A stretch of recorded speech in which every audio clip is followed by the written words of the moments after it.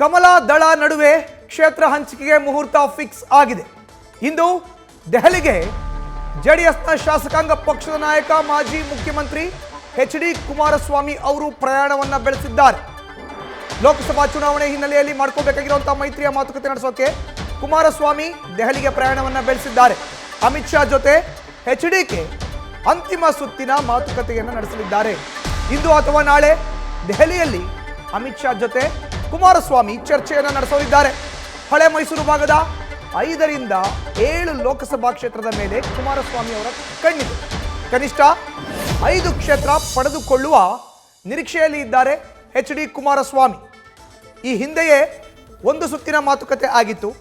ಪಂಚರಾಜ್ಯಗಳ ಚುನಾವಣೆಯ ಬಳಿಕ ನೇರವಾಗಿ 2024ರ ಲೋಕಸಭಾ ಕ್ಷೇತ್ರದ ಚುನಾವಣೆಗೆ ರಾಜ್ಯದಲ್ಲಿ ಮೈತ್ರಿಯಾಗಿ ಏನು ಚುನಾವಣೆಯನ್ನು ಎದುರಿಸಬೇಕೋ ಈ ನಿಟ್ಟಿನಲ್ಲಿ ಜೆಡಿಎಸ್ಗೆ ಯಾವ ಕ್ಷೇತ್ರಗಳು ಬೇಕು, ಬಿಜೆಪಿ ಯಾವೆಲ್ಲ ಕ್ಷೇತ್ರವನ್ನು ತನ್ನ ತೆಕ್ಕೆಯಲ್ಲಿ ಇಟ್ಕೊಳ್ಬೇಕು ಅನ್ನೋ ಅಂತಿಮ ಸುತ್ತಿನ ಮಾತುಕತೆಯ ಹಿನ್ನೆಲೆಯಲ್ಲಿ ದೆಹಲಿಗೆ ಎಚ್.ಡಿ. ಕುಮಾರಸ್ವಾಮಿ ಅವರು ಪ್ರಯಾಣವನ್ನು ಬೆಳೆಸಿದ್ದಾರೆ. ಹಳೆ ಮೈಸೂರು ಭಾಗದ 5 ರಿಂದ 7 ಲೋಕಸಭಾ ಕ್ಷೇತ್ರದ ಮೇಲೆ ಕುಮಾರಸ್ವಾಮಿ ಅವರ ಕಣ್ಣಿದೆ. ಅಮಿತ್ ಶಾ ಜೊತೆ ನೇರವಾಗಿ ಮೈತ್ರಿ ಸೀಟು ಹಂಚಿಕೆಯ ಸಂಬಂಧ ಮಾತುಕತೆಯನ್ನು ಕುಮಾರಸ್ವಾಮಿ ಅವರು ನಡೆಸಲಿದ್ದಾರೆ.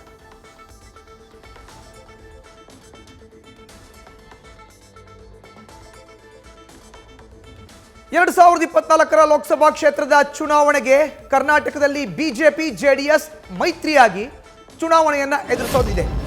ಈ ನಿಟ್ಟಿನಲ್ಲಿ ಹಳೆ ಮೈಸೂರು ಭಾಗದ 5 ರಿಂದ 7 ಕ್ಷೇತ್ರ ಬೇಕು ಅನ್ನೋ ಒಂದು ಬೇಡಿಕೆಯನ್ನ ಜೆಡಿಎಸ್ ಇಡೋದಿದೆ. ಹಾಗಾದ್ರೆ ಹಳೆ ಮೈಸೂರು ಭಾಗದ 7 ಕ್ಷೇತ್ರಗಳು ಯಾವ್ದು ಅನ್ನೋದನ್ನ ನೋಡೋದಾದ್ರೆ ಮಂಡ್ಯ, ಹಾಸನ, ಕೋಲಾರ, ಮೈಸೂರು, ಚಿಕ್ಕಬಳ್ಳಾಪುರ, ತುಮಕೂರು ಈ 6 ಕ್ಷೇತ್ರಗಳನ್ನು ನೇರವಾಗಿ ಬಿಜೆಪಿಯ ಕೇಂದ್ರದ ನಾಯಕರ ಜೊತೆ ಮಾತುಕತೆ ಆಡೋ ವೇಳೆ ನಮಗೆ ನೀಡಿ ಅನ್ನೋ ಒಂದು ಪ್ರಸ್ತಾಪವನ್ನು ಜೆಡಿಎಸ್ನ ಶಾಸಕಾಂಗ ಪಕ್ಷದ ನಾಯಕರಾಗಿರುವಂತಹ ಎಚ್.ಡಿ. ಕುಮಾರಸ್ವಾಮಿ ಅವರು ಮಾಡ್ತಾರೆ ಅನ್ನೋ ಒಂದು ಮಾಹಿತಿ ಸಿಗ್ತಾ ಇದೆ.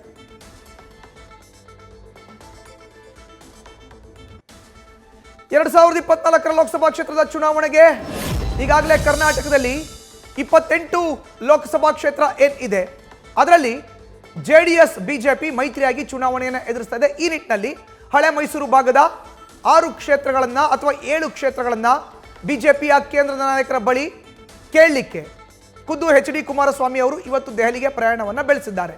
ಹಾಗಾದರೆ ಆ 6 ಕ್ಷೇತ್ರಗಳು ಯಾವ್ದು ಅನ್ನೋದನ್ನು ನೋಡೋದಾದ್ರೆ ಹಳೆ ಮೈಸೂರು ಭಾಗದ ವ್ಯಾಪ್ತಿಗೆ ಬರುವಂಥ ಮಂಡ್ಯ, ಹಾಸನ, ಕೋಲಾರ, ಮತ್ತೊಂದು ಕಡೆ ಮೈಸೂರು, ಕೊಡಗು ಲೋಕಸಭಾ ಕ್ಷೇತ್ರ, ಚಿಕ್ಕಬಳ್ಳಾಪುರ ಜೊತೆಗೆ ತುಮಕೂರು ಈ 6 ಕ್ಷೇತ್ರಗಳನ್ನು ಜೆಡಿಎಸ್ಗೆ ಬಿಟ್ಕೊಡಿ.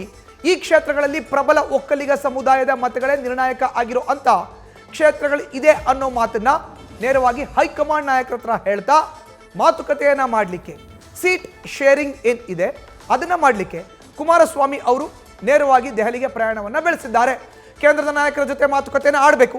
ಕಿತ್ತೂರು ಕರ್ನಾಟಕ, ಕಲ್ಯಾಣ ಕರ್ನಾಟಕ, ಮಧ್ಯ ಕರ್ನಾಟಕ, ಕರಾವಳಿ, ಮಲೆನಾಡು ಇದೆಲ್ಲವೂ ಕೂಡ ಬಿಜೆಪಿನೇ ಇಟ್ಕೊಳ್ಳಿ. ಆದರೆ ಹಳೆ ಮೈಸೂರು ಭಾಗದ ವ್ಯಾಪ್ತಿಗೆ ಬರುವಂಥ 5 ರಿಂದ 7 ಕ್ಷೇತ್ರ ಬಿಟ್ಕೊಡಿ ಅನ್ನೋ ಒಂದು ಮನವಿಯನ್ನ ಮಾಡಲಿಕ್ಕೆ ಮಾತುಕತೆ ನಡೆಸಲಿಕ್ಕೆ ಕುಮಾರಸ್ವಾಮಿ ಅವರನ್ನ ನೇರವಾಗಿ ದೆಹಲಿಗೆ ಪ್ರಯಾಣವನ್ನು ಬೆಳೆಸಿದ್ದಾರೆ.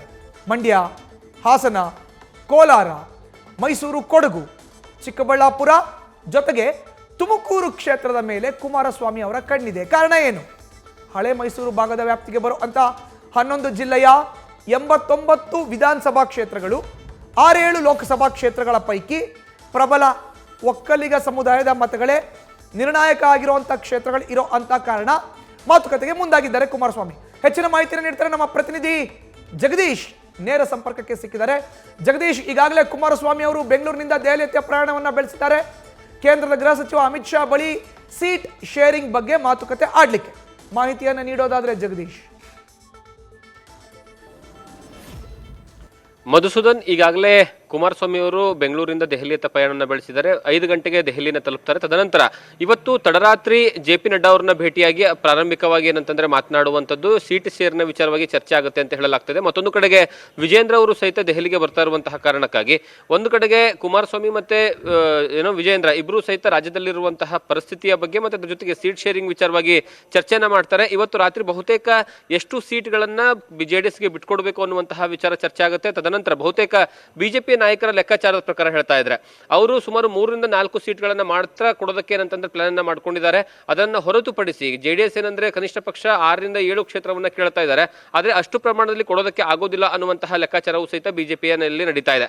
ಮತ್ತೊಂದು ಕಡೆಗೆ ಅಂದ್ರೆ ಇತ್ತೀಚೆಗೆ ಬಂದಿರತಕ್ಕಂತಹ 3 ರಾಜ್ಯಗಳಲ್ಲಿ ಬಿಜೆಪಿ ಅಭೂತಪೂರ್ವದಂತಹ ಜಯ ಬಂದಿರುವಂತಹ ಕಾರಣಕ್ಕಾಗಿ ಬಿಜೆಪಿಗೆ ಮತ್ತಷ್ಟು ಬೂಸ್ಟ್ ಬಂದಿರುವಂತಹ ಕಾರಣಕ್ಕಾಗಿ ಸೀಟ್ ಶೇರಿಂಗ್ ಅಲ್ಲಿ ಬಹುತೇಕ ಅಂದ್ರೆ ಮ್ಯಾಕ್ಸಿಮಮ್ ಅಂದ್ರೆ 4 ಸೀಟ್ಗಳನ್ನ ಮಾತ್ರ ಬಿಟ್ಕೊಡೋದಕ್ಕೆ ಬಿಜೆಪಿ ನಾಯಕರು ಪ್ಲಾನ್ ಅನ್ನ ಮಾಡ್ಕೊಳ್ತಿದ್ದಾರೆ. ಇದೇ ಕಾರಣಕ್ಕಾಗಿ ಇವತ್ತು ಅಂದ್ರೆ ರಾಜ್ಯದ ನಾಯಕರುಗಳು ಮತ್ತೆ ಬಿಜೆಪಿ ಹೈಕಮಾಂಡ್ ಕೂತ್ಕೊಂಡು ಚರ್ಚೆನ ಮಾಡ್ತಾರೆ. ಅದಾದ ಮೇಲೆ ಇವತ್ತಿನ ಕಾಲಾವಕಾಶ ಕೊಟ್ಟಿರುವಂತದ್ದು ಕೇವಲ ಜೆ.ಪಿ. ನಡ್ಡಾ ಅವರು ಮಾತ್ರ. ತದನಂತರ ನಾಳೆ ಬೆಳಿಗ್ಗೆ ಬಹುತೇಕ ಏನಂತಂದ್ರೆ ಅಮಿತ್ ಶಾ ಅವರ ಜೊತೆಗೆ ಮತ್ತೆ ಪ್ರಧಾನಿ ನರೇಂದ್ರ ಮೋದಿ ಅವರ ಜೊತೆನೂ ಸಹಿತ ಮಾತನಾಡುವಂತಹ ಸಾಧ್ಯತೆ ಇದೆ. ಯಾಕಂದ್ರೆ ಬೆಳಗ್ಗೆ 11 ಗಂಟೆಗೆ ಜೆಡಿಎಸ್ ನ ಬಹಳಷ್ಟು ಜನ ನಾಯಕರುಗಳು ಒಂದು ನಿಯೋಗವನ್ನು ತೆಗೆದುಕೊಂಡು ಹೋಗ್ತಾ ಇದ್ದಾರೆ ಪ್ರಧಾನಿ ನರೇಂದ್ರ ಮೋದಿ ಅವರನ್ನ ಭೇಟಿ ಮಾಡುವಂತಹ ಸಂದರ್ಭದಲ್ಲಿ. ಆ ಸಂದರ್ಭದಲ್ಲಿ ಸ್ವತಃ ಕುಮಾರಸ್ವಾಮಿ ಅವರು ಸಹಿತ ಇರ್ತಾರೆ ಅಂತ ಹೇಳಲಾಗ್ತಾ ಇರುವಂತದ್ದು. ಅದಾದ ಮೇಲೆ ನಿಯೋಗದ ಭೇಟಿಯೇ ಇರುವಂತಹ ವಿಚಾರ ಇರುವಂತದ್ದು ಅಂದ್ರೆ ಕೊಬ್ಬರಿ ಬೇಳೆಗೆ ಸಂಬಂಧಪಟ್ಟ ಹಾಗೆ. ಅದನ್ನ ಆದ್ಮೇಲೆ ಮತ್ತೇನಂದ್ರೆ ರಾಜ್ಯದ ವಿಚಾರವಾಗಿ ಪ್ರತ್ಯೇಕವಾಗಿ ಚರ್ಚೆ ಮಾಡ್ತಾರೆ ಅಂತಾನೂ ಸಹಿತ ಹೇಳಲಾಗ್ತಾ ಇದೆ. ಬಹುತೇಕ ಇವತ್ತು ಮತ್ತೆ ನಾಳೆ 2 ದಿವಸಗಳ ಕಾಲದಲ್ಲಿ ರಾಜ್ಯದಲ್ಲಿ ಈ ಎರಡೂ ಪಕ್ಷಗಳ ನಡುವೆ ಇರುವಂತಹ ಮೈತ್ರಿಯಲ್ಲಿ ಅಂದ್ರೆ ಎಷ್ಟು ಸೀಟ್ಗಳನ್ನ ಏನೋ ಹಂಚಿಕೆಯನ್ನ ಮಾಡ್ಕೊಳ್ಬೇಕು ಮತ್ತೆ ಮುಂದಿನ ಏನಂದ್ರೆ ಯಾವ ರೀತಿಯಾಗಿ ಚುನಾವಣೆಗೆ ತಯಾರಿಗಳನ್ನ ಮಾಡ್ಕೊಳ್ಬೇಕು, ಅದಕ್ಕೆ ಬೇಕಾಗಿರ್ತಕ್ಕಂತಹ ರಣತಂತ್ರಗಳೇನು ಮತ್ತೆ ಸಾಧಕ ಬಾಧಕಗಳೇನು. ಯಾಕಂದ್ರೆ ಬಿಜೆಪಿ ನಾಯಕರು ಈಗಾಗಲೇ ರಾಜ್ಯದಲ್ಲಿರುವಂತಹ ಬಿಜೆಪಿ ಗೆಲ್ಲುವಂತಹ ಕ್ಷೇತ್ರಗಳ ಪಟ್ಟಿಯನ್ನು ತರಿಸ್ಕೊಂಡಿದೆ. ಮತ್ತೆ ಈಗಿರುವಂತಹ ಅಂದ್ರೆ ಬಿಜೆಪಿಯ ಎಂಪಿಗಳನ್ನ ಅಲ್ಲಿ ಯಾಕಂದ್ರೆ ನೀವು 4 ಸೀಟನ್ನು ಬಿಟ್ಕೊಡ್ಬೇಕು ಅಂತಂದ್ರೂ ಸಹಿತ ಬಹಳಷ್ಟು 3-4 ಜನರಿಗೆ ಅಲ್ಲಿ ಕೋಕನ್ನ ಕೊಡ್ಬೇಕಾಗುತ್ತೆ. ಅಂತಹ ಜಿಲ್ಲೆಗಳನ್ನ ಯಾವ್ಯಾವ ಕೇಳ್ತಿದ್ದಾರೆ ಅಂತ ನೋಡ್ತಾ ಹೋದ್ರೆ ಒಂದು ಕಡೆಗೆ ಹಾಸನದಲ್ಲಿ ಈಗಾಗಲೇ ಅವರು ಯಾಕಂದ್ರೆ ಇರುವಂತಹ ಸಿಟ್ಟಿಂಗ್ ಇರುವಂತಹ ಕಾರಣಕ್ಕಾಗಿ ಜೆಡಿಎಸ್ ಯಾವುದೇ ಕಾರಣಕ್ಕೂ ಬಿಟ್ಕೊಡೋದಿಲ್ಲ. ಅದರ ಜೊತೆಗೆ ಮಂಡ್ಯ ಆಗಿರ್ಬೋದು, ಚಿಕ್ಕಬಳ್ಳಾಪುರ ಆಗಿರ್ಬೋದು, ಕೋಲಾರ ಆಗಿರ್ಬೋದು, ಈ ಭಾಗದಲ್ಲಿ ಏನಂತಂದ್ರೆ ನಮಗೆ ಹೆಚ್ಚಿನ ಏನಂದ್ರೆ ಹೋಲ್ಡ್ ಇರುವಂತಹ ಕಾರಣಕ್ಕಾಗಿ ಈ ಕ್ಷೇತ್ರಗಳಲ್ಲಿ ನಮಗೆ ಸೀಟನ್ನು ಕೊಡಬೇಕು ಅನ್ನುವಂತಹ ಮನವಿಯನ್ನು ಸಹಿತ ಮಾಡಲಿದ್ದಾರೆ. ಮಧುಸೂದನ್, ನ್ಯೂಸ್ ಫಸ್ಟ್ ನಿರ್ಭೀತಿಯಿಂದ ನಿಮ್ಮ ಪರವಾಗಿ.